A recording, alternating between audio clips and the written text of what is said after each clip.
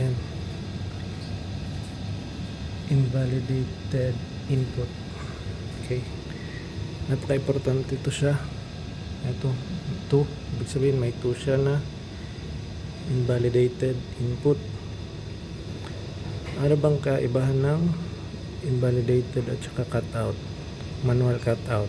Ito. Manual cutout. Example ito, kung nagto-troubleshoot ka, panay alarm, isolate mo lang or repose habang ayos ka pa nito ng mga alarms para hindi panay ulit-ulit or pending alarm. Pero etong invalidated input, example ito yung sa simulator lang to sa training center tayo. Ito may dalawa, CCU2. Example, yan barko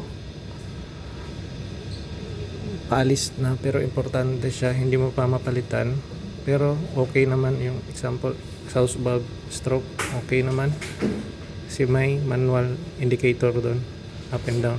So ito yung sensor na yan, nag-alarm.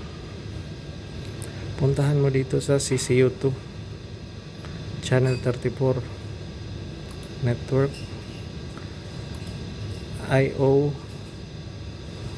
test CCU2. Kikita mo siya, yun exhaust valve position naka invalidate. Ibig sabihin okay doon sa actual, pero yung inductive sensor mo may problema. Ganito lang, pindutin mo lang yan. Itong channel 34 sa J34 din yan. Example CCU2 J. Okay, hanapin mo lang dito. Yan, J34. Ito yun siya, J34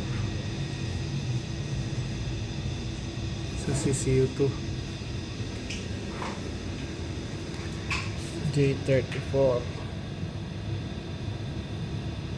Okay, channel 34 okay sa actual, mismong exhaust valve. Dito lang, pindot ka lang, tapos invalid mo. Ibig sabihin, pag i-invalid mo, ibig sabihin magiging healthy siya. Ibig sabihin nag-acknowledge ka na etong alarma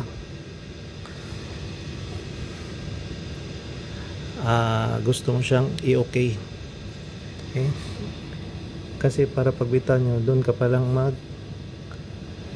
palit itong gamit ng invalidated.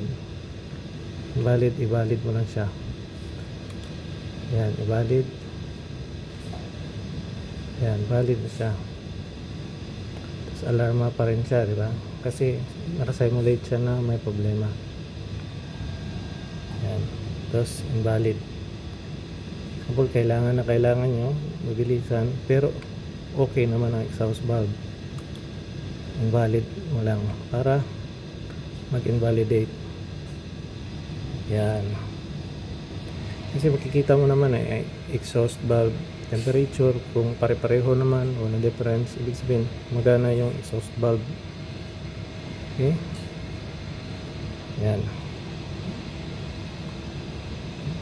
Yan yung pinaka safest.